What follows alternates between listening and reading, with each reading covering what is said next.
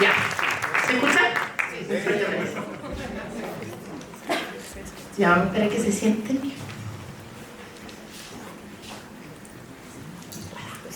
Uy, veo muchas caras conocidas.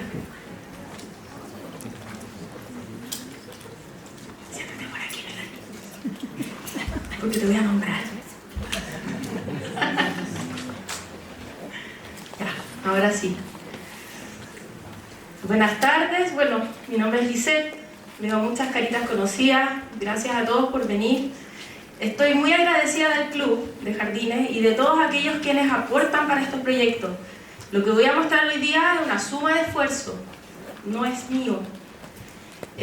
Tuve muy buenos maestros, algunos ya no están con nosotros, como la señora Paulina, don Gustavo. Tengo mucho que agradecer a Mónica Rosalén, quien me formó desde el día 0, ella me dio la oportunidad de trabajar en su vivero, y así. Sería ingrato no nombrar a algunos, pero agradecer a todos aquellos maestros que algunos que ya se fueron, como mi madre, que es una tremenda mujer, que siempre me apoyó en todo lo que emprendí, y mi padre. Y mi abuela, que también fue la que me motivó a amar la naturaleza profundamente. Ya. Bueno, esta charla habla de las asociaciones vegetales para rehabilitación de ecosistemas. Son muchos conceptos, así que nosotros vamos a empezar en el fondo describiendo algunos antecedentes, conceptos, qué pasa a nivel mundial, nacional y en las áreas verdes de Chile. También les voy a comentar qué metodología ocupamos como equipo para hacer rehabilitación y ejemplos concretos como el Cerro Calama. Entonces, una de las cosas importantes es qué es rehabilitar, porque se habla de reforestación, restauración, muchos conceptos que ocupamos pero que no sabemos en realidad para qué sirven, pero hoy día yo les voy a hablar específicamente de lo que es rehabilitar. Es habilitar de nuevo una persona o cosa a su antiguo estado. Por ejemplo, rehabilitar un edificio, rehabilitar un cerro, rehabilitar un órgano de nuestro cuerpo. Rehabilitar ecosistemas es recuperar funciones del ecosistema degradado e incrementar la capacidad de proveer bienes y servicios. Los bienes que nos brinda la naturaleza son muchísimos. Por ejemplo, nos da nutrientes. ¿Dónde está Joaquín? ¿De agricultura? Ahí. ¿Qué es lo que es usted, Joaquín? ¿Llego yo? ¿Sí? Tengo una empresa de hortalizas orgánicas producida en Lampa. ¿Y la naturaleza es importante para usted? Absolutamente. ¿Y el suelo? Fundamental. Ya. Perfecto, ese suelo tenemos que rehabilitarlo. ¿Ya? ¿Y qué es ecosistema? Hablamos de ecología, ecosistemas, así como súper libremente, pero es un conjunto de especies de un área determinada que interactúan entre ellas, pero aquí hay una cosa súper importante. A los paisajistas, a los arquitectos, a veces se nos olvida que interactúan con un medio abiótico. ¿Qué significa abiótico? ¿Alguien se acuerda? Que no tiene vida. Ah, sin vida. Ya, pero ¿qué podría ser? Por ejemplo, el aire, el suelo, ¿qué más? El agua, etcétera, ¿no es cierto? Entonces nosotros tenemos que tener en cuenta que no son solo las plantas, sino que interactúan con un medio de donde sacan CO2, sacan nutrientes, sacan agua, y son los únicos seres autótrofos del planeta. Nosotros no podemos vivir sin las plantas porque no podemos pararnos al sol, ¿verdad?, y producir alimento. Las plantas sí. Entonces, ¿quién vio esas series, esas películas? ¿Alguien las vio, no? Sí. Ya. Aquí dice MO, son microorganismos. Aquí está la base de la vida. Vivimos gracias a ellos, principalmente. Y me voy rápidamente y llego a corredores ecológicos. Qué raro. ¿Por qué llegaría aquí? ¿A alguien se le ocurre? ¿Qué saco con tener un sistema aislado? ¿Me sirve? ¿No me sirve? Me sirve un poquito. Pero ¿qué pasa si yo lo uno? Si yo uno todos estos sistemas, desde lo más pequeño a lo más grande. tengo continuidad y tengo servicios ecosistémicos potentes, ¿ya? Y salud. Estos son algunos de los corredores ecológicos que se están haciendo en el mundo. Y ustedes me dirían, ¿para qué? ¿Es algo así como ornamental? No.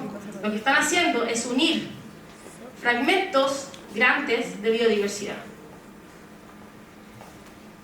Acá hay algo súper importante. ¿Quién está aquí que haya sido voluntario del Cerro Calán o haya trabajado? Que levanten la mano, por favor.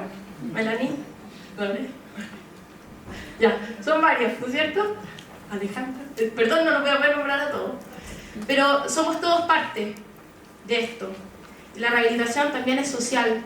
Entender que no es la naturaleza sola y con algunas metodologías que vamos a lograr esto, sino que tenemos que ponernos de acuerdo. ¿Cuántos días a la semana estamos trabajando en el vivero, Melanie? 2. ¿Cuántos voluntarios somos más o menos, Alejandro? 20. Unos 20. Ya. ¿Qué estamos haciendo ahí? Plantas, ¿verdad? Lorena, ¿dónde vamos a colectar? Sevilla. Sevilla, cerro, distintos ecosistemas, digamos, que nos aportan. Ale, ¿cómo ha sido la experiencia para ti? Lo pasamos regio, ¿no es cierto? Y aprendemos mucho. Ya, entonces, nosotros aquí estamos haciendo rehabilitación social. Nos estamos rehabilitando como humanos, entendiendo un poquito qué es lo que está pasando con la naturaleza. Y estamos teniendo cambios de paradigma. El otro día hicimos repique, hicimos cambios de planta, de almácigo a bolsa. Y algunos me decían, ¿pero cómo tan rápido? ¿Han escuchado eso de la flora nativa crece lento? Sí. ¿Quién lo ha escuchado? No lo veo. Ya. Hola Claudio, ¿cómo estás? Crece lento, ¿no es cierto? Dicen. ¿Y es así? No. Le puede demostrar que no es así. Ahora, si esperamos que una palma chilena produzca coquito en un año, les digo que va a ser un poquito difícil. Entonces, esto es rehabilitación social. Y una vez que esto pasa, ya empieza a generarse una necesidad, como una pasión, ¿sí o no? Como, yo quiero ser parte de esto, ¿no es cierto, Pauli? Quiero ser parte de esto, quiero ir a colectar semillas, quiero participar de los talleres, quiero traer a mis niños. Este es un taller que hicimos en Papudo, fue uno de los primeros, es súper emocionante, porque llegó un curso con niños y cuando estábamos terminando el taller decían, no nos queremos ir.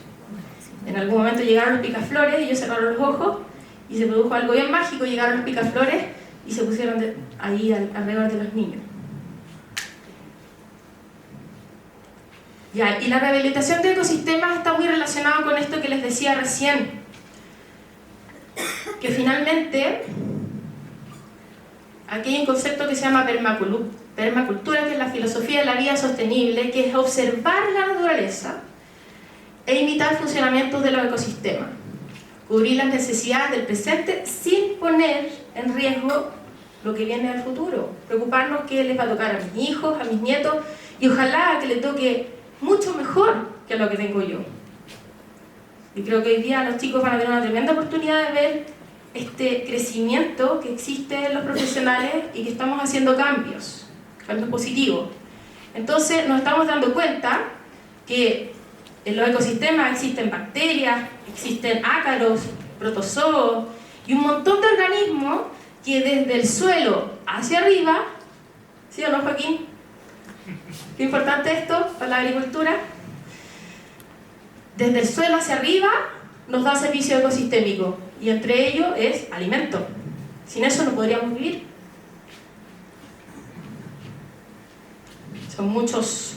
Aquí está la materia orgánica, muy importante hoy día, ¿ya? Porque gracias a ella también podemos generar sustratos, podemos cubrir los suelos, que son la base también de la vida. Y todo lo que está arriba, ¿verdad? Los animales, que vamos a hablar de eso hoy día también. Entonces, otro concepto más. Se fijan que vamos pasando por rehabilitación y ahora vamos a hablar de asociar. ¿A quién le gusta hacer pan? Ya. ¿Qué se necesita para el pan? ¿Para hacer pan? Harina, levadura, agua. ¿Ya? Si yo asocio todo eso y lo pongo en un horno, tengo pan con mantequilla más rico, ¿no es cierto? Ya, lo mismo, estas son asociaciones que se usan en la agricultura, ¿ya? Para no desgastar tanto el suelo.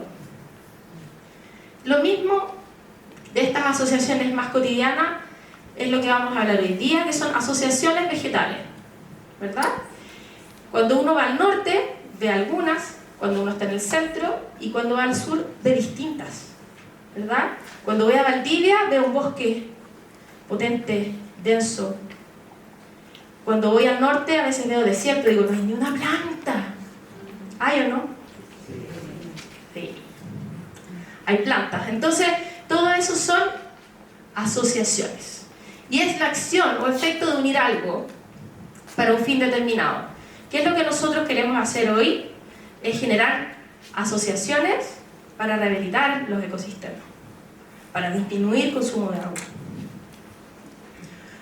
Y fíjense que esto no es nuevo. Hay algunos de los alumnos aquí que me podrían decir, profe, este ya lo mostró esta diapositiva, ¿verdad? Este es un término creado en los 1800, súper antiguo. ¿Y quiénes fueron los que lo crearon? Está Humboldt y su amigo Aimé, un francés.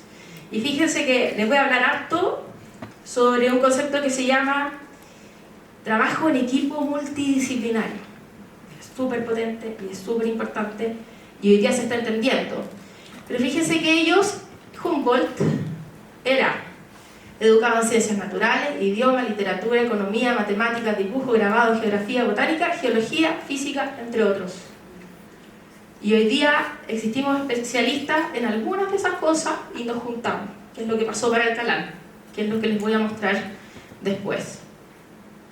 Y ellos en 1700 Humboldt recibe una herencia y hace una expedición junto a su compañero. Y en el fondo, a mí lo que más me llama la atención es que ellos crean un concepto que se llama la filosofía de la tierra. Yo los invito a los que trabajan en esta área, es que cuando tengan que hacer este tipo de trabajo se tomen el tiempo primero para ir a terreno. Jamás hagan un proyecto por escritorio. Es lo peor. Cuando yo voy a un lugar, tengo que ser capaz de ver lo biótico, lo vivo, y lo abiótico. Y eso es lo que hicieron ellos acá. Hicieron una descripción de ecosistemas en altura. Es súper importante porque, bueno, en el canal lo hicimos, les voy a mostrar. Y finalmente, miren, todas las anotaciones que iban haciendo por distintas alturas. Esto es maravilloso, porque finalmente ellos entendieron que no solo era describir las plantas que habían, sino que el tipo de suelo, la exposición, la humedad, las especies de fauna que habían. Entonces, fíjense que aquí hay una distribución altitudinal por taxones vegetales, por tipos de vegetales, con 14 diferentes tipos de parámetros abióticos, que es lo que les decía recién. Luz, sombra, agua, suelo, etc. Es la primera descripción de cinturones altitudinales.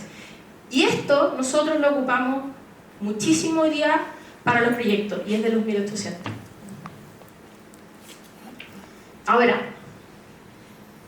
¿qué es lo que está pasando en un contexto planetario? Para ponernos en la actualidad. Es súper preocupante porque todos escuchamos hablar del calentamiento, de la sequía, ¿verdad? Pero el cambio climático es mucho más allá que solo el calentamiento de la Tierra, por eso se llama cambio climático. Y hay causas naturales, pero el mayor efecto está en la acción humana. Y las consecuencias son aumento de temperatura media, modificación de patrones de lluvia. ¿Se han fijado que ya llueve muy intenso? ¿Muy concentrado? ¿Quién se acuerda cuando llovía todos los días en invierno o todas las semanas? ¿Alguien se acuerda? O una semana de corrida. Y se inundaban las calles y el Mapocho hasta arriba. atroz. Y hoy día casi no llueve. Hay modificación de patrones en la nieve, alza del nivel del mar, que eso está súper preocupante y puede ser conflictivo para el tema de las poblaciones, ¿verdad? ¿Dónde vivir? Reducción de la superficie cubierta por nieves y glaciares, tormentas, sequía, o sea, está la crema. ¿Ya? Entonces, eso también está ligado a que hoy día en total tenemos 8.000 millones de habitantes en el planeta y se están produciendo muchísimos efectos por eso.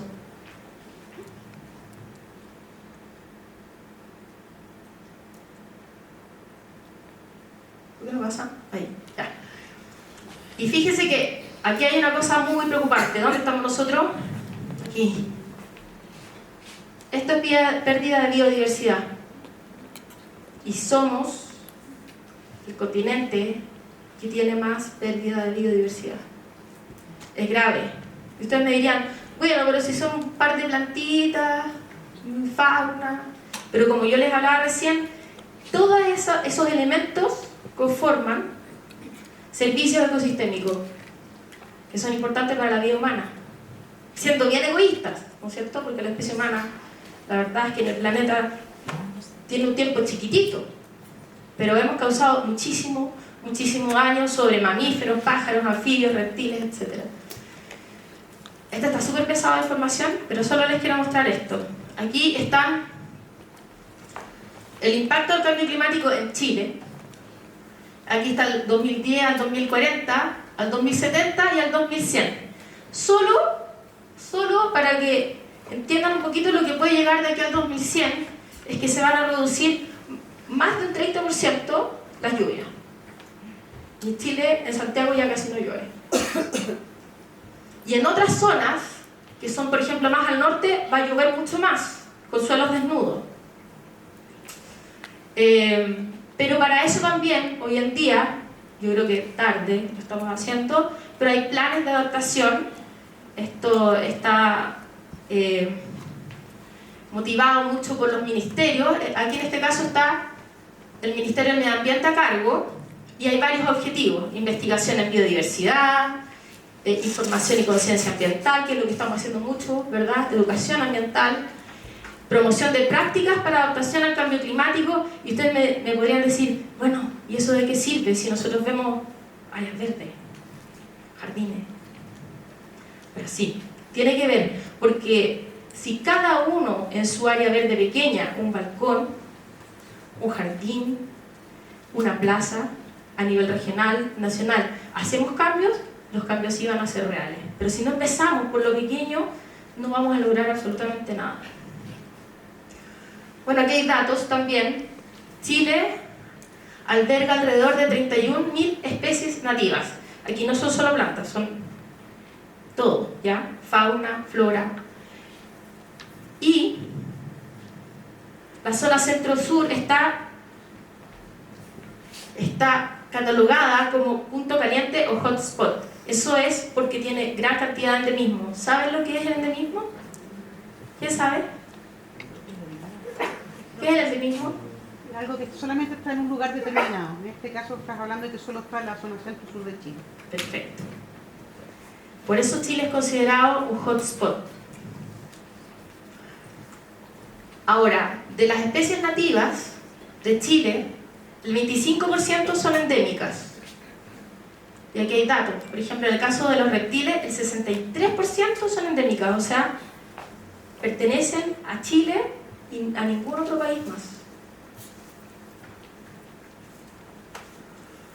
Este es como bien caótico este cuadro, porque quería mostrarle harta información, pero solo les voy a mostrar una, para no ponerme tan pesada. Ahí habla de las categorías de conservación, desde extintas a algunos que son insuficientes. Eso no quiere decir que estén súper bien, que no hay datos, ¿ya? Pero en Chile están evaluados desde su estado de conservación 1.111 especies. Y de los árboles evaluados, el 90% está en algún estado de conservación más grave. Y las principales amenazas, y aquí lo van a notar, o sea, son todas causadas por el ser humano. Pérdida y degradación de ecosistemas, introducción y dispersión de especies exóticas invasoras. Y aquí decimos a veces, es que nosotros no tenemos nada que ver en eso. Sí, cuando ustedes traen plantas, cuando traen cosas de afuera y las esconden y no las declaran en el SAC, sí tiene un efecto grave. No sé si hoy día saben del chinche que entró, el chinche africano, ¿te acuerdas? ¿Cómo olvidarlo? ¿Cómo olvidarlo? Y ahora el chinche del ars. Pero eso son algunas, porque la mora, que rica la mora, pero a nivel de ecosistema es súper complicado. Jabalí. ¿Qué pasa con el jabalí? Rico el jabalí. ¿Quién ha comido jabalí? ¿Qué pasa? ¿Alguien sabe qué es lo que puede causar? ¿Ya? Degrada el suelo. Perfecto. Compite en los horarios en que transita, porque es muy invasor, es muy violento. Entonces uno dice, ¿qué tanto un animalito más? Pero es una de las causas graves. Desarrollo indiscriminado de sectores productivos. La agricultura puede llegar a ser una de las actividades más depredadoras de ecosistemas. Incendios forestales, que es lo que vivimos ahora hace poco. Cambio climático, y podemos sumar.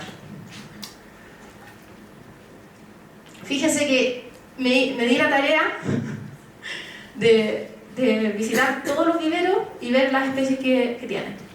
Y saqué un aproximado. Si ustedes de repente se ponen a hacerlo así ya más al detalle, capaz que me digan, no son 50, son 51.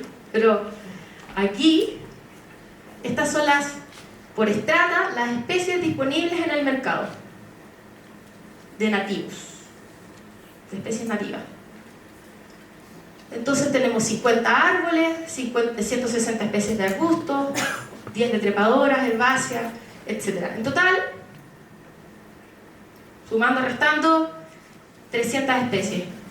500, digamos. Nos suman más allá de un 10% de las 4.655 especies nativas en Chile. Entonces, esto es súper complicado, porque estas son solo plantas, ¿ya? Y nosotros en el mercado hoy día tenemos ni siquiera el 10%. Entonces, ¿cómo vamos a producir biodiversidad? ¿Cómo vamos a generar jardines diversos con tan poca diversidad? ¿Hay? Sí. Hay mucho más que hace 10 o 20 años. Pero no sé si a alguno le ha pasado que de repente uno va a comprar y no encuentra la especie. ¿Sí o no? ¿Claro que sí? ¿Sí? ¿A Gus le pasa? A mí también me ha pasado, me da rabia. O la había, no sé, la había presupuestado a 1.500 y la encuentro a 3.800. Entonces, hoy día hay una tremenda deuda con respecto... ¿Dónde está Rodrigo Palacio aquí? Ahí. Ya, Rodrigo está haciendo un vivero de nativos del día. Así que ahí para que lo sigan en Instagram. ¿Cómo se llama tu vivero? Diocrece nativo. Diocrece nativo. Gracias. Gracias, profe.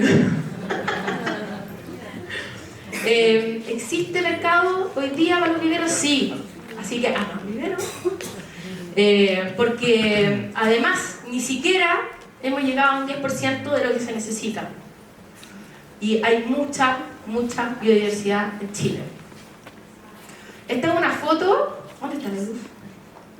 Lucecilla, la pili.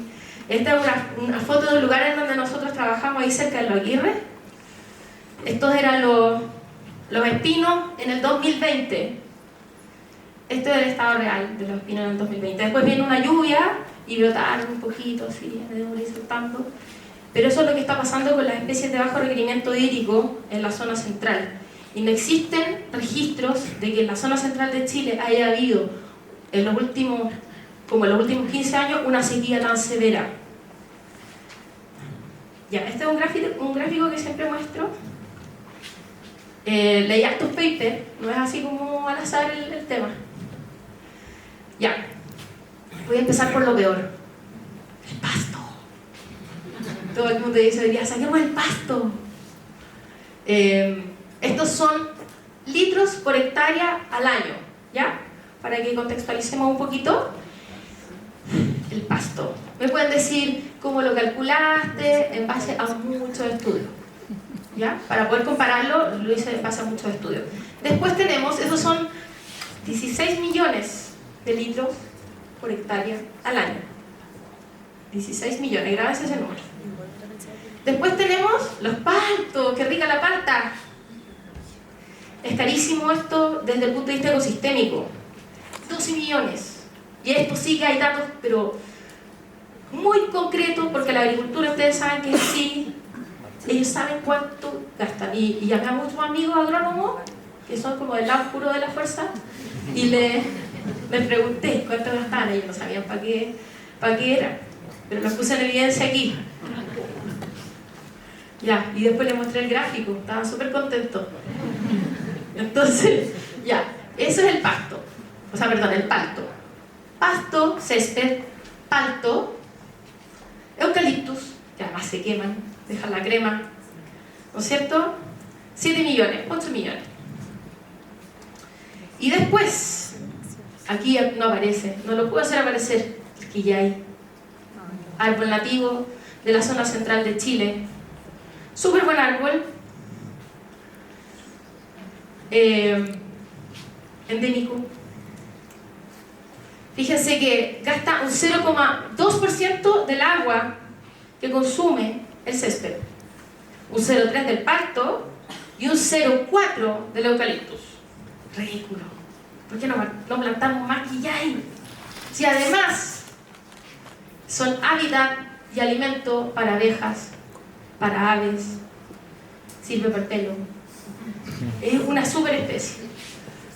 La miel de quillay tiene muchas propiedades antibacterianas, también eso está estudiado. La profe Gloria Montenegro de la Católica ha estudiado mucho esta especie, y las mieles monoespecíficas, o sea que son principalmente de quillay, tienen muchas propiedades, por ejemplo, para todo lo que es problemas respiratorios, para heridas.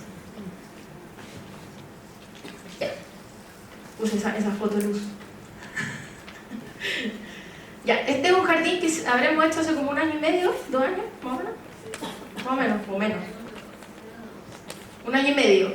Estos son winganes, y esto de acá abajo parece pasto, ¿no? Un poquito. Ya.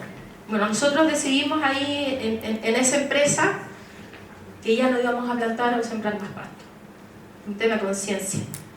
Y entonces, ¿qué opciones teníamos? Porque tampoco habíamos probado así como que iba a resultar, porque todo el mundo decía, es que la limondia sirve, es que el tiqui-tiqui sirve, es que, ya, pero hagámoslo, a ver qué pasa. Les cuento que al principio los conejos la comieron toda, se la arrasaron, fue terrible. Y además, versus las convencionales, las sustentables son mucho más eficientes en el uso de agua, y aquí también nos dimos la tarea de poner en tabla con un número para poder demostrarle a ustedes que se puede, pero además que vale menos. Entonces a la gente le gusta. Aumenta la biodiversidad, porque nosotros cuando usamos plantas nativas, ellas están asociadas también con muchas otras especies de fauna. Y disminución de plagas y enfermedades, porque evidentemente, por ejemplo, si tengo pulgones, si tengo más diversidad, y sobre todo nativa, van a llegar, por ejemplo, chinita o pajaritos, picaflores. Bueno, nosotros tenemos ahí un ejemplo de que había un sauce gigante, un sauce llorón, con unos pulgones, de verdad, eran como dinosaurios, tenían como unos hoyos asquerosos, y íbamos a tomar medidas bien así como duras, como antiguas. Y con Luz fuimos a mirar el sauce con cara de cordero degollado, porque ya de verdad estaba lleno, y abajo estaba lleno de savia, y uno caminaba y estaba pegote. Nos dimos cuenta que el sauce estaba lleno de picaflores, y estudiando nos dimos cuenta que ellos no es que los coman, sino que se los llevan a sus crías. Hicimos algunas aplicaciones orgánicas que están sumamente permitidas. A las 2 o 3 semanas ya no había nada. ¿Fijan? Entonces, esas son soluciones basadas en la naturaleza. También Las áreas verdes sustentables lo que buscan es rehabilitación de suelo, y aquí hay un tema bien importante. Nosotros en Chile tenemos dentro de la diversidad muchas leguminosas.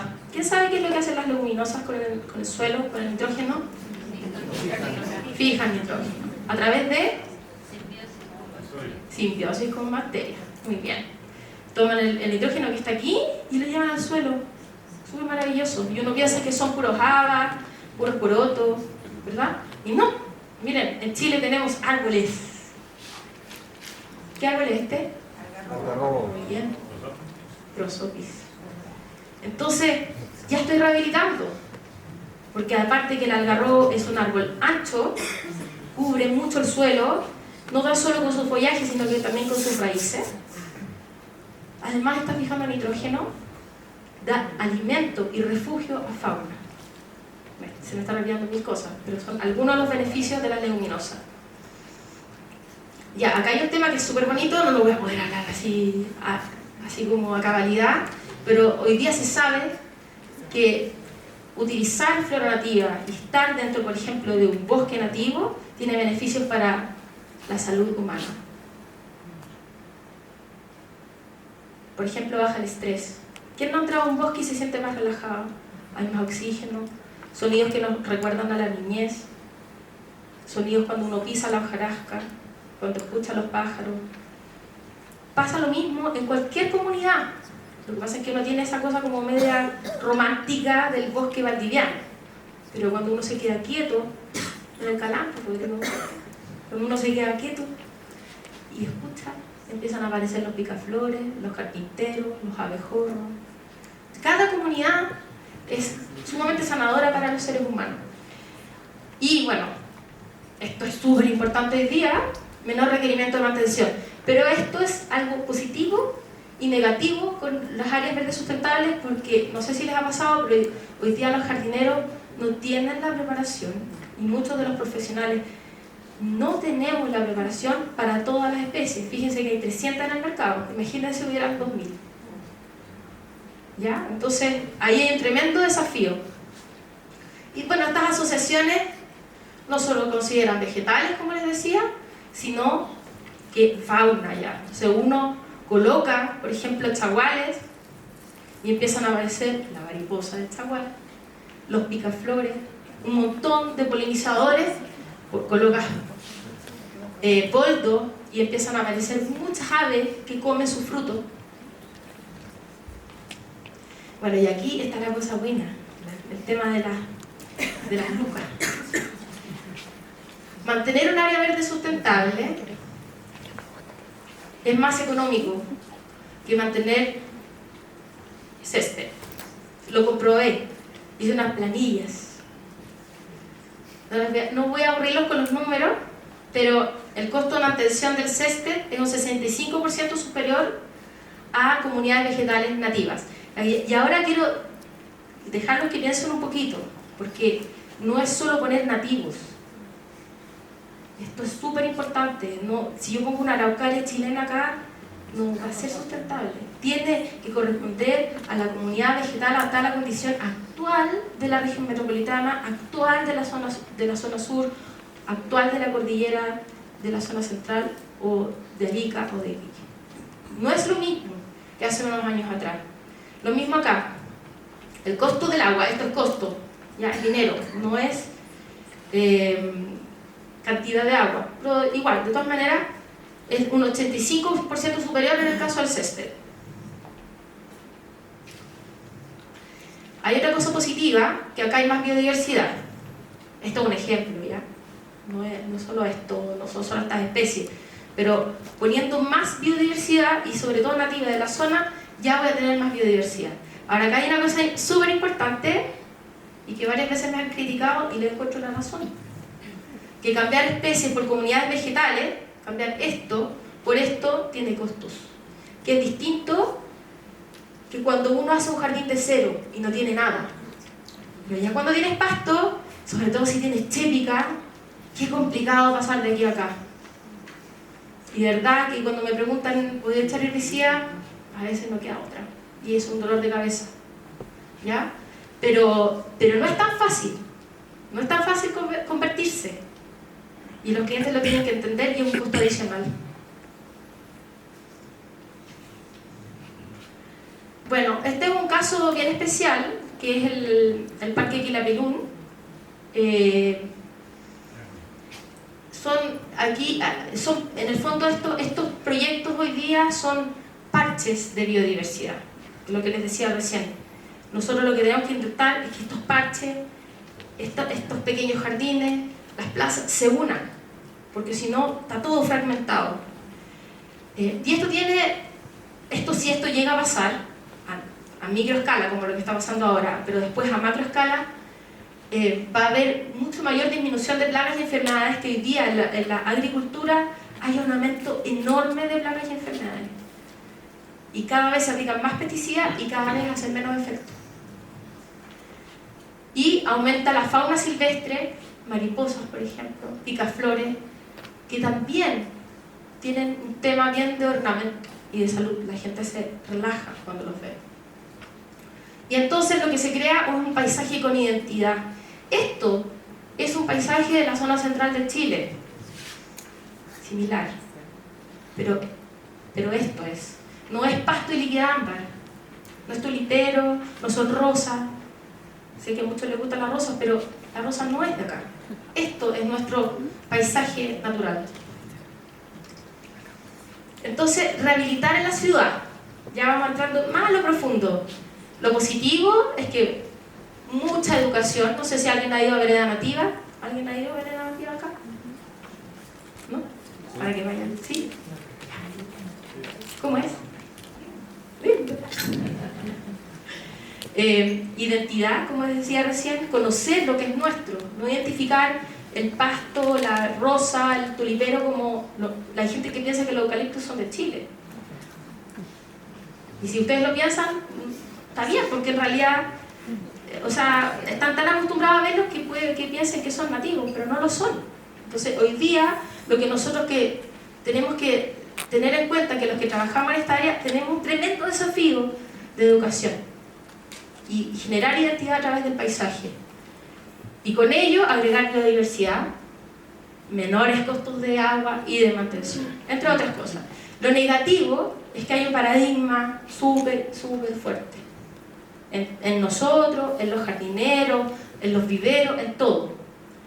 Las mascotas son súper complicadas también, porque yo agrego biodiversidad y después tengo un gato y se come a los picaflores. ¿Ya? O sea, ¿para qué voy a agregar y después darle el juguete a mi gato? Porque ni siquiera se los comen. Robos. También aquí hay un tema, porque de repente a la gente le gustan estas nuevas plantas y se las roban. Falta de conocimiento enorme, y el mercado no está respondiendo mucho a las necesidades. Hay viveros como el Pumahuida, hartos viveros que sí responden, pero si todos nosotros nos ponemos a trabajar en esto, vamos a reventar el mercado. Entonces, ¿cuál es la metodología que nosotros ocupamos? Hacemos un diagnóstico, les voy a mostrar cómo lo hacemos, revisión de antecedentes, trabajo multidisciplinario. Trabajamos, por ejemplo, en Valcalán, trabajamos geólogos, astrónomos, biólogos, ecólogos, y ahí podría seguir hablando toda la tarde, expertos en fauna. Y al final, el diseño. Y los quiero invitar, que a los que quieran, porque algunos no lo han visto, traje hoy día los bocetos, que están todos rayados, de cómo fue el trabajo en el tiempo hasta llegar al proyecto final. Los tengo ahí. Ya los voy a poner acá los que quieran venir a verlo. Bueno, y esto es un estudio antecedente de una zona. Por ejemplo, esto es en Papudo, que lo que hicimos, vamos a la zona de Papudo y vamos a describir todo lo que hay y todo lo que hay en los libros. Ponemos fotografías, especies que no identificamos, las ponemos también, flora, fauna. Entonces ya me empiezo a contextualizar. Por ejemplo, Papudo son comunidades vegetales de costa, pero no hay una, hay muchas. Por ejemplo, ¿alguien ha ido a las quebradas en Papudo? ¿Sí? ¿Alguien? Sí. ¿Cómo son? Muy biodiversas, y hay lugares que dicen que tienen que todavía digamos, permanece la biodiversidad muy antigua. Muy prístino, Sí. ¿verdad? Están Sí. súper cerca de la playa, pero como está como un poco cubierto, todavía, bueno, hay un proyecto que están peleando en Papúa para que Sí. no construyan justo ahí, se me olvidó el nombre, la quebrada. La quebrada del Francés, hay varias quebradas ahí. Pero también hay otras comunidades vegetales, no solo las de quebrada, también están, por ejemplo, las de primera línea de costa, que son plantas que toleran todo el día viento súper fuerte, pero además salino. O sea, paren de adaptarse a la condición extrema. Y cuando tú vas a hacer un jardín así, no vas a escoger la comunidad de quebrada, vas a conocer y vas a describir la comunidad que está en primera línea de costa. Entonces, por eso es lo que les digo, cuando hago un diagnóstico, jamás lo hago desde el escritorio. Voy a terreno, describo, me quedo mirando, escuchando, entrevistando a las personas que viven ahí, veo si hay caballo, veo si hay conejo. Ya. ¿Y qué queremos diagnosticar? Entre otras cosas, cuando vamos a terreno, la biodiversidad, flora, fauna, si hay honguitos, por ejemplo, el suelo. Los agrónomos tenemos como una debilidad por el suelo, así que llevamos nuestras palas, hacemos calicatas, y ustedes me dirán, ya, pero ¿qué importa? Sí, importa, porque hay suelos súper arcillosos, otros súper arenosos, unos que tienen problemas. Por ejemplo, una vez en Calama hicimos un proyecto de 50 centímetros teníamos una costera de sal, y habían árboles en ese proyecto, y la retro no era capaz de hacer el hoyo. ¿Ya? Entonces uno podría decir, ya, pero el árbol va a crecer igual. Sí, pero con el viento de Calama esos árboles se tienden, porque el peso de la raíz no es capaz de profundizar y se cae. ¿Ya? Las plagas que hay en el lugar, el viento, la pluviometría, el contexto social. Hay gente, no hay gente, le interesa. Hasta en una casa, ¿la familia está interesada por esto o lo hace por menos agua nomás? ¿O le interesa la biodiversidad? Es súper importante conocerlo. Hay viveros y proveedores en el lugar. En la zona centro hay menos problemas, pero en el norte es súper poco lo que hay. Lo que les decía, visitar lugares aledaños, hacerle entrevista a la gente, quedarse con la señora del almacén, con el viejito que anda en el caballo. Eso es muy, muy, muy importante. También, hoy día no existe... Traje unos libros, me quedaron allá arriba, pero después los voy a poner aquí con todas las otras cosas. Hoy día no existe excusa, información hay y por montones. ¿Ya? Existe, por ejemplo, este atlas agroclimático que tiene proyección al 2050. O sea, ustedes pueden ver lo que va a pasar en cada uno de los lugares en que ustedes están trabajando. ¿Ya? Y existe para todo Chile. Y aquí hay uno que me encanta, que se llama Sinopsis Bioclimática de la Vegetación de Chile, que es de... ¿De quién es? Ya, usted trabaja con Federico Luber. Sí. Bueno, son sequísimos ellos, hicieron una descripción para todo Chile, entonces uno ahí puede revisar cuáles son las comunidades vegetales descritas para ese lugar. Ahora, ojo, porque lo revisado no quiere decir que sea lo mejor. O sea, yo reviso y después tomo decisiones. Ya, bueno, y ¿se acuerdan que les dije que uno debía trabajar en equipos multidisciplinarios? Lamentablemente hoy día Juan Luis no pudo venir. Este es uno de las empresas que trabajó con nosotros en el CALAM, que se llama Geología Urbana. Ellos hicieron un estudio súper acabado de cómo se formó este cerro. No voy a entrar en detalle porque es mucho. Hicieron un tremendo trabajo, pero en base al estudio geológico nosotros hicimos, por ejemplo, toda la descripción de las comunidades vegetales y de los riegos, porque un lago es súper rocoso. Fíjense que estas son piedras del Mapocho. Ustedes preguntarán, ¿cómo llegaron ahí? ¿Quién se le imagina cómo llegaron ahí? ¿Qué pasa por debajo del canal? La falla, tú vivías ahí, sí. Sí, exactamente. Gracias a la falla subió toda esta tierra que era del Mapocho. El Mapocho está bien lejos, pero fíjense que la naturaleza es súper potente, ¿ya? Entonces todo estos antecedentes nosotros lo armamos gracias a un equipo multidisciplinario. Y ahora voy al grano. Voy a mostrarles ejemplos concretos. Voy a tomar un poquito de agua. Voy a hablarles de ejemplos concretos. Y aquí son varios ídolos.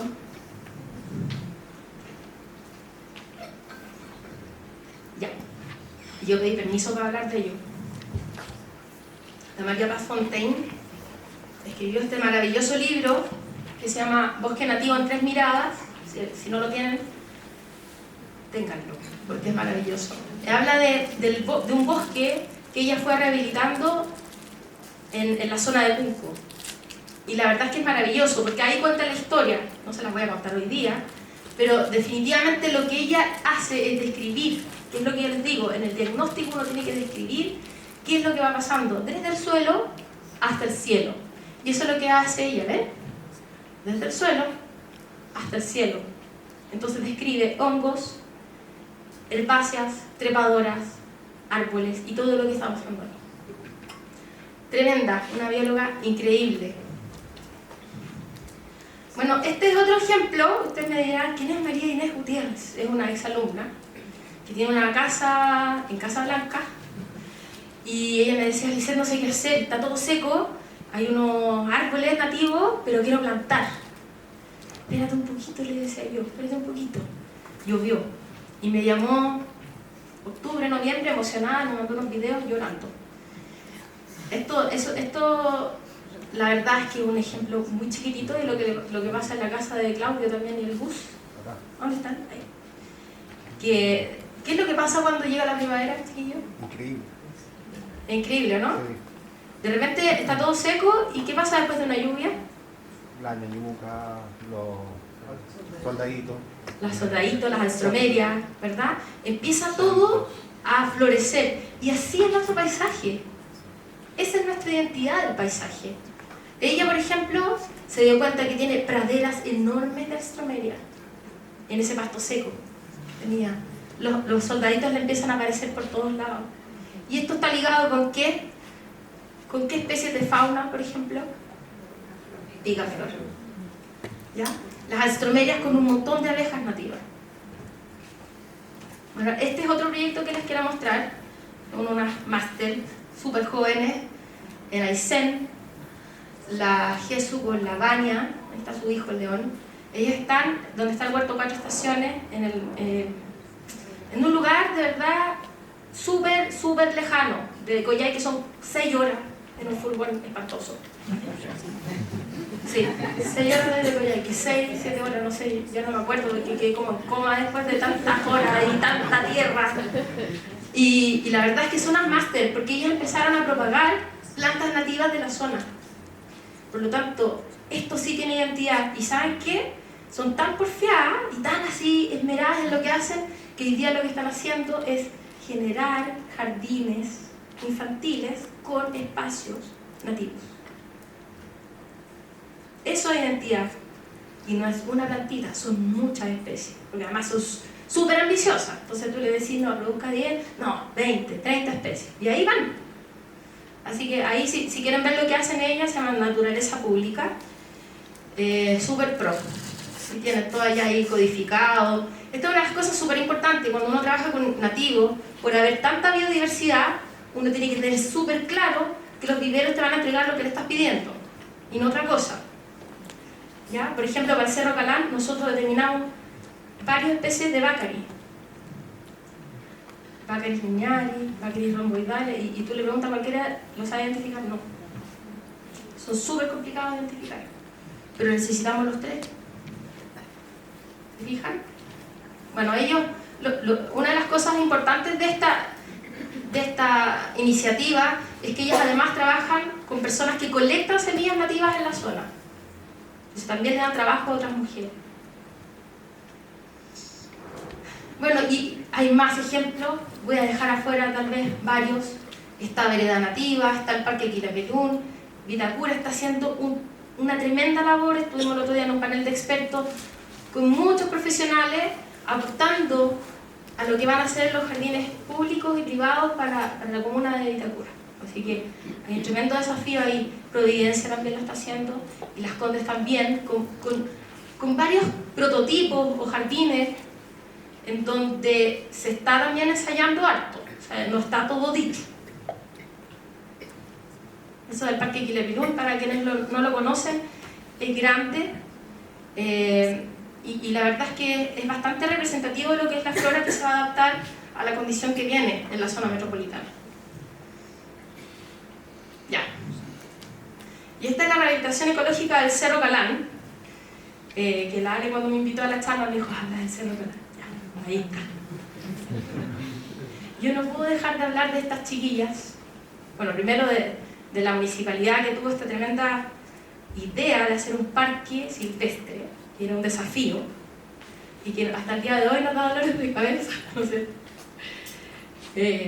Pero estas chiquillas, el JL, que son la Paula Livingston y la Javiera Jaue, son unas arquitectas súper jóvenes que se atrevieron a crear un equipo multidisciplinario. Son 20 especialidades, y dentro de esas especialidades mucha gente que trabajó para que este proyecto saliera adelante. Muchos de ustedes hicieron herbario, ¿o no? Hicieron catastro, tú estuviste en el catastro. ¿Sí? Tuvimos que catastrar 14 hectáreas del cerro, así árbol por árbol, altura, estado fitosanitario, etc. Así que hay mucho por detrás, y esto, finalmente, esto es lo más importante. Y por eso siempre pongo esta fotografía. Aquí están. Aquí está Melanie. Sí. Aquí está la Paula, por ahí está la Javi, que son las arquitectas, con los niños. Que finalmente es lo más importante de la rehabilitación. Porque si nosotros entendemos lo que está pasando, entonces vamos a poder ayudar a la naturaleza. Si se hace un proyecto como el Cerro Calán, sin las personas, difícilmente va a resultar, porque la gente suelta el perro, va y recoge la caquita del perro y tira la bolsa lejos, que es lo que pasaba al principio. ¿Ah?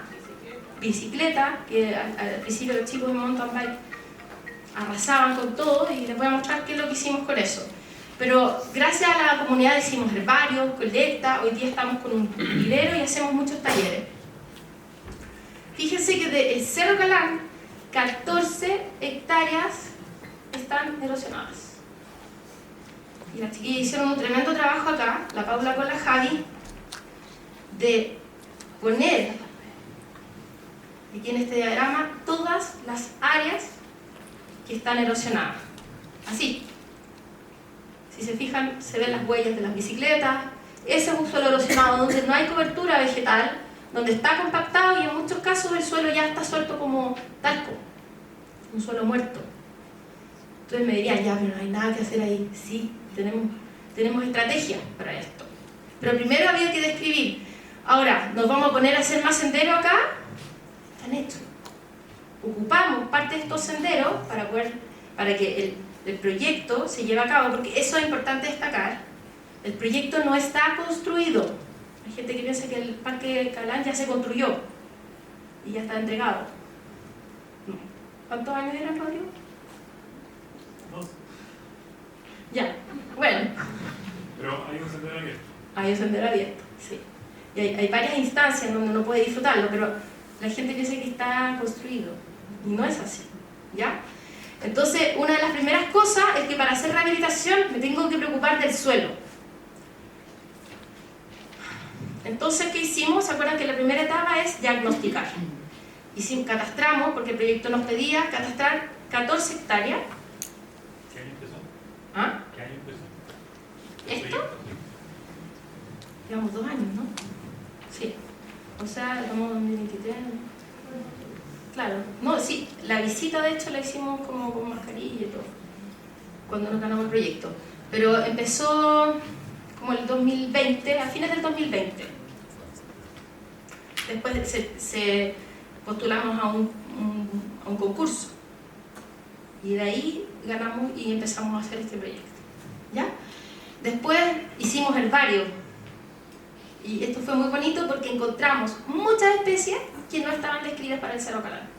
Dentro de ella, ¿cómo se llama esta? ¿Ah? ¿Pero cuál? Convolvulus chilensis. Muy bien. Esta es una correhuela porque hay una maleza. ¿Alguien la conoce? La correhuela que es espantosa, ¿no es cierto?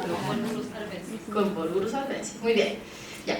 Esa es blanca. Esta no es blanca, es preciosa, es rosada y tiene su follaje así gris. Y se llena de abejas. Entonces, aparte de eso, empezamos a descubrir un montón de especies de fauna. No hicimos estudios de insectos. No nos daba para tanto. Pero sí hicimos estudios geológicos y un montón de otros estudios. encontramos la clarquia, encontramos la ñuñuca del Calán, que florece en esta época. Es súper rara. En general, ¿cuándo florece la ñuñuca?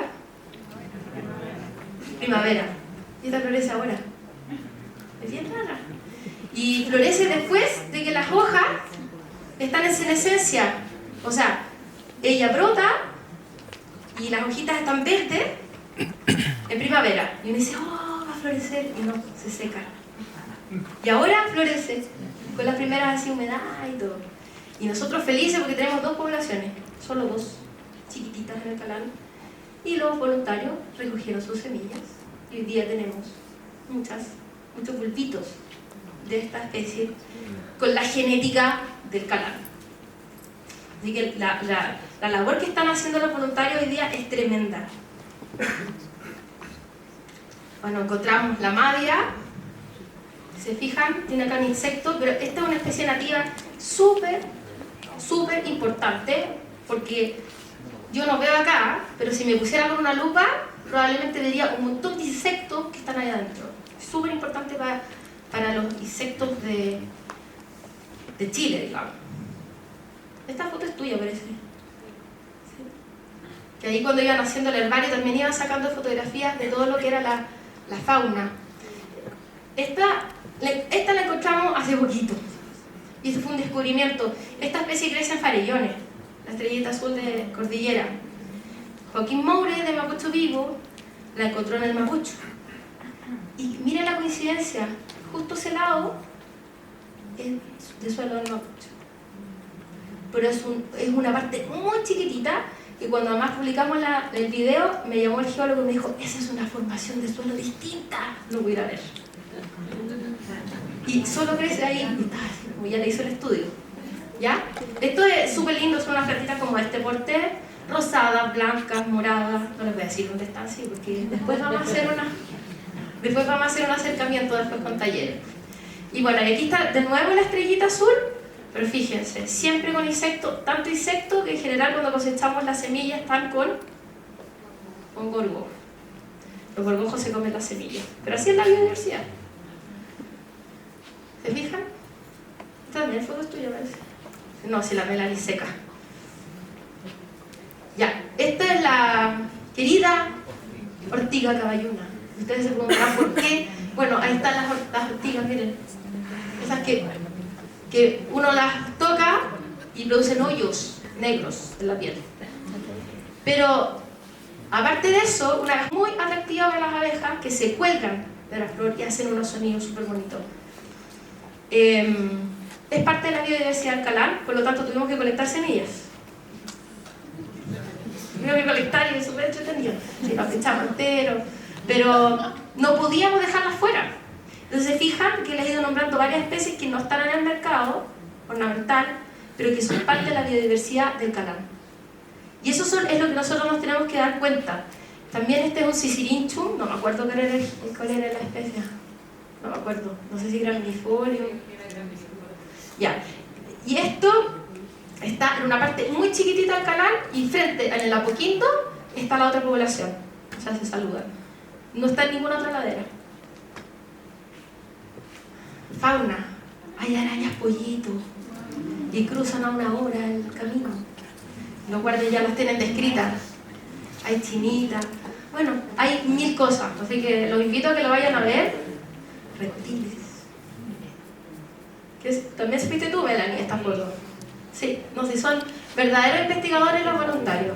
Y bueno, y aquí el Fede, con el que trabajamos en fauna, nos propuso hartos manejos y ustedes me dirán, ¿qué hace ese quillay todo seco que ahora está brotando? Pero este quillay no lo hemos cortado porque tiene una función. A las aves les sirve para observación. Hay algunos insectos que viven en madera que está muerta. Otras cosas que pueden servir son, por ejemplo, los postes, que actualmente algunos están en desuso, pero que las aves también los ocupan para observar su presa. Nosotros queremos que no hayan tantos conejos, que se nos sirven estas estructuras de observación. Y aquí, esto no está en el Calán, esto está en el Parque Metropolitano, pero para contarles que la idea es que haya este tipo de infografía, que ya hay un poquito en el Calán, pero la idea es que ustedes vayan y descubran que en algunas laderas, por ejemplo, está el tiuque. en otras está la lagartija, en otras está la araña pollito, así. Ya, entonces nosotros, después de todo este diagnóstico, necesitábamos ensayar, descubrir qué es lo que teníamos que proteger y plantar. Entonces acá ustedes me dirán, oye, si esto es puro pasto seco, les voy a mostrar que no. ¿Ya? Y está protegido porque aquí pasaban los niños, los perros, y los papás, y la bicicleta. Lo protegimos y dijimos, a ver, veamos qué pasa. ¿Dónde está Claudio? ¿Dónde está Claudio de Cultiva? ¿Está por ahí o no? Ahí está. ¿Cómo se llama eso? ¿Ese manejo? Es como aislación pasiva, ¿no? Ya. Lo que estamos haciendo aquí es aislar este lugar, no de los herbívoros, pero sí del tránsito de las personas para ver qué pasa. Era una población muy chiquitita de una planta que les vamos a mostrar, que ahí está brotando. Esto empieza a pasar ahora como en un mes más, dependiendo de las lluvias. Ahí está la solilla. No sé si alguien lo identifica, pero es una planta que está ligada con, por ejemplo, la abeja verde, que es una abeja nativa. Y está lleno el Cerro Calán. Lo georreferenciamos completo. ¿Quién estuvo en eso? Ahí usted. Recorriendo todo y marcando los lugares. Y si uno ve esa georreferencia, el Calán está pintado de azul. Y pensamos que no había nada. Entonces, si nosotros le damos la oportunidad al cerro, a veces no hay que plantar tanto, sino que hay que ver qué es lo que hay. Y esa es la invitación. Ya, estas son las añañucas, cuando no tienen flor. ¿Se fijan? Acá, aquí, de aquí abajo, rompieron la reja los chicos de mountain bike. Es que uno los demoniza un poco, pero es que esto era parte de su sistema, de su deporte, ¿ya? Entonces, ahí de a poquito nosotros vamos diciéndole, oye, aquí hay algo. Ellos pasaban así, ahora ya no pasan. Y empezó a crecer esta población y finalmente obtuvimos añañucas, semillas, y hoy día tenemos bulbos. Y este es un letrero bien entretenido porque dice, no me pises, estoy durmiendo, gracias plantas nativas. Porque en general la gente ve pasto seco. De esto, ¿no es cierto? De eso. Y abajo está lleno de bulbos, de rizomas, de raíces. Y bueno, aquí está lo que es rehabilitación de suelo, que es otra de las cosas que hicimos. Hicimos ensayo. Aquí hay una chica que ahí se puso de modelo. Hicimos unas parcelas de 1 metro cuadrado en donde probamos distintas cosas que se utilizan a nivel de agricultura. Por ejemplo, las habas, que se usan mucho como abono verde. Y fíjense que fue el mejor tratamiento, con algunas otras ayudas, pero eso es lo que vamos a utilizar para rehabilitar esos suelos que ustedes veían desnudos y erosionados. No es nativo, pero después les voy a contar qué vamos a hacer después de esto. ¿Ya? Y esto es entretenido, no sé si alguien lo vio el otro día en una charla que di, pero esto es después de que se trabajó el sendero del anillo, el que rodea el parque, y que tiene que haber una zona de faena, ¿no? Que son súper dolorosas esas zonas cuando tenemos que hacer obra. Pues yo la crema, o sea, de verdad no quedó ni una planta, así, pelado, suelo erosionado, con mucha pendiente. Y esto que les voy a mostrar es real, y es 1 año después. ¿Ya? Esto fue probar un poco cómo íbamos a trabajar. Probamos los viveros, los pusimos a prueba y la verdad es que fue súper complicado. No habían ni los formatos que necesitábamos, ni las cantidades que necesitábamos. Fue difícil trabajar porque nosotros habíamos pedido formatos chiquititos de plantas, porque imagínense lo que es plantar aquí, y eso no es tanto. Aquí era alto, entonces los chiquillos hacían un hoyo y se les venía la tierra encima, por eso eran formatos pequeños.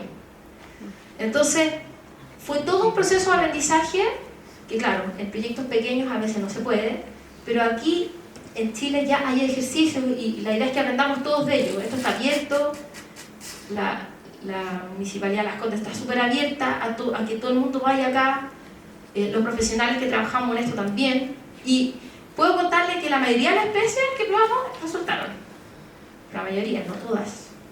Uno a veces cree que se las sabe todas y la verdad es que las especies se encargan de decirte no sirvo para esto.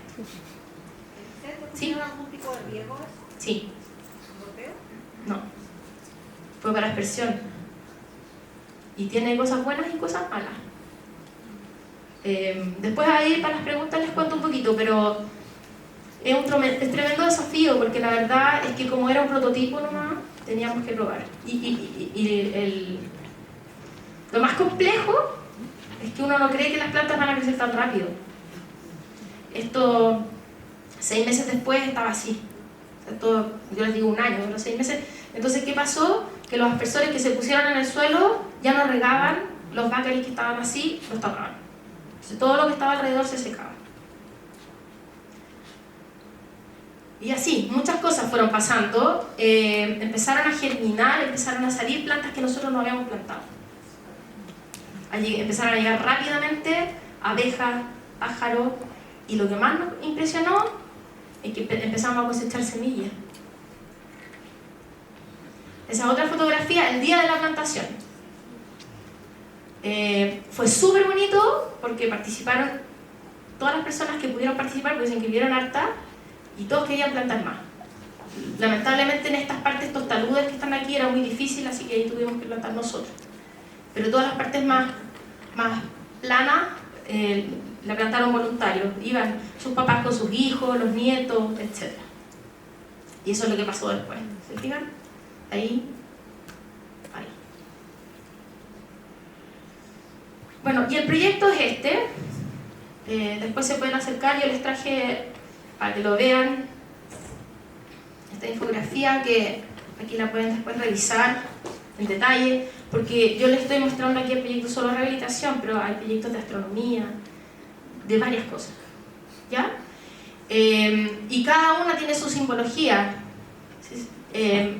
Ahí les voy a mostrar que nosotros hicimos una estrategia que se llama nodo de biodiversidad, que son estos como espacios que son más concentrados, por ejemplo, que ustedes ven acá, más concentrados de especies.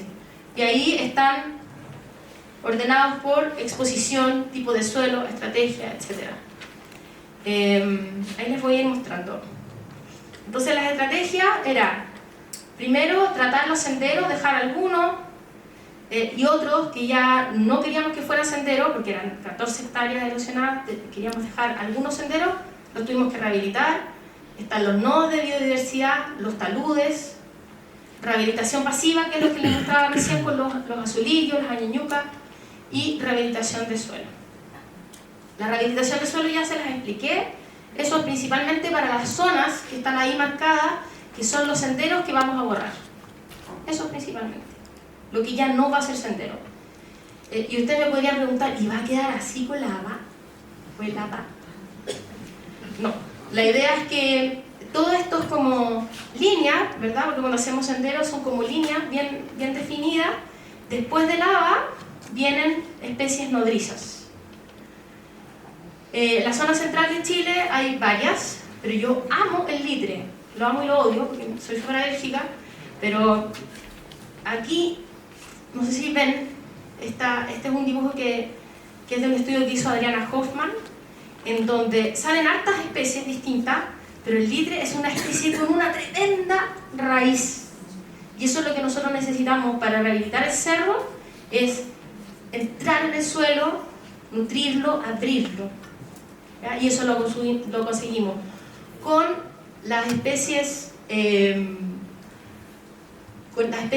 nodrizas y con las leguminosas, ¿ya? Como lava. Entonces, si se fijan, el litre va a ser una tremenda especie para la rehabilitación del suelo. Bueno, y acá, solamente para que vean el diagrama, nosotros después de la siembra de leguminosas, porque no solo haba, vamos a establecer estas nodrizas. Entre ellas está el litre. También tenemos... ¿Sí? ¿Junto con las nodrizas siguen sembrando habas? No. O sea, sacan las habas, ponen No. las nodrizas. Ay, qué bueno que me preguntas. Mira, sembramos las habas ¿ya? Sembramos las habas, tiene toda una metodología, pero que es mucho el detalle ahora, pero sembramos las habas, no esperamos que florezcan. Antes de que florezcan, las rozamos, las cortamos a nivel de suelo y ponemos ese material vegetal encima. Lo que conseguimos con eso es bajar temperatura, disminuir en el fondo la pérdida de humedad, ¿ya? Y ya con las habas aumentamos los microorganismos del suelo. Entonces ya estamos desde ahí rehabilitando el suelo. No sacamos nada, no movemos suelo, porque el haba ya se hizo cargo un poquito de eso. Y nosotros lo comprobamos en esos ensayos que nosotros sembramos en lugares que estaban sumamente erosionados, sembramos y la haba feliz. ¿Ya? Después de eso viene, después de todo eso que tú cortas la haba, tú plantas nodrizas. Estableces especies nativas como el litre, que van a ser las encargadas después de proteger ese suelo y agregar biodiversidad nativa. ¿Ya? Y que también tienen asociadas a ellos microorganismos, van mejorando las condiciones del suelo, etc. Dentro de las nativas también hay una especie que por eso estamos colectando semillas, que están las ortigas. También tienen esa función. ¿Ya? Por eso estamos cosechando. Bueno, y hay otra estrategia que es, hay muchos taludes que son estos espacios así con mucha pendiente, y esta es la comunidad vegetal que tiene características especiales. Por ejemplo, el quilo, que es el primero de allá, nosotros lo usamos en los taludes y es voraz, así, una planta así 3x3. Y todo el mundo pensaba que era maleza, pero es... ¿Ya? Y así, fuimos escogiendo especies, dentro de ellas también está el litre, porque además en los taludes la idea es que la gente no va a caminar y no se va a mover por ahí. Y una de las estrategias más potentes son los nodos de biodiversidad, porque usted me podría preguntar, ¿y por qué no plantaste todo el cerro? Porque no tenemos más agua que para 14 hectáreas. Entonces lo que fuimos haciendo... ¿Ah? 53. Pero en el fondo nosotros vamos a ir enriqueciendo lo ya existente, porque el cerro no está pelado. Yo ya les demostré que está lleno de especies, pero sí vamos a trabajar principalmente en aquellos lugares que están más erosionados para evitar que se siga erosionando. ¿Ya? Y los nodos están hechos en base a la exposición y a los objetivos que nosotros queramos. Por ejemplo, en la ladera poniente, ¿qué especie encontrábamos? ¿Quién es voluntario que me puede decir cuál es la especie más dominante arbustiva del Calán poniente?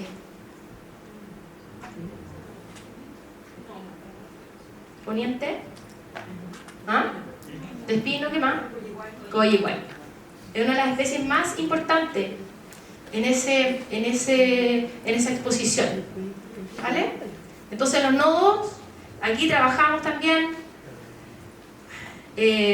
Fue Federico Lubert, ahí estamos trabajando con Patricio Pliskov, hicimos las comunidades vegetales y finalmente llegamos a hacer nodos de este estilo, ¿se fijan?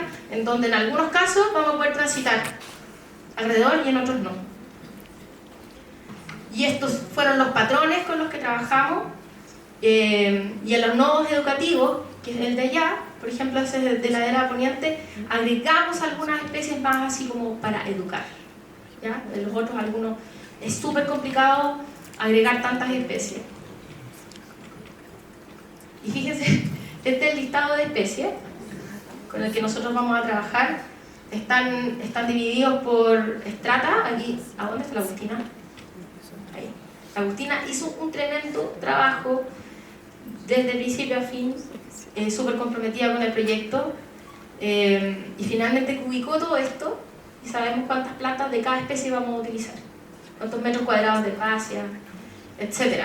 Entonces en algunos casos dijimos no vamos a ser capaces de comprar esto en ningún vivero, entonces en algunos casos estamos nosotros produciéndolo, y en otros casos yo le digo, Rodrigo Palacio, prodúcelas tú, al vivero con agüita, al vivero nativa, y así. ¿Ya?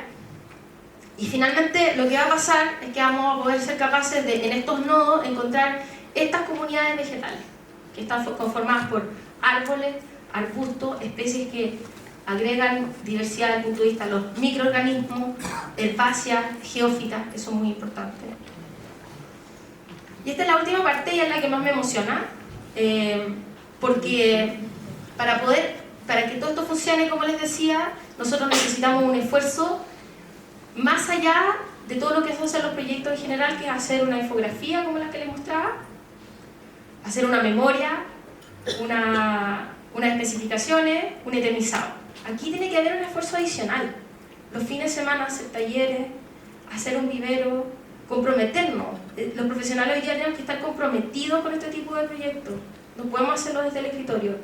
Y esto es lo que pasa cuando se hacen este tipo de actividades, que llegan las familias completas con sus niños a colectar semillas para que después sean propagadas en el vivero, y esas plantas después las vamos a plantar en el proyecto.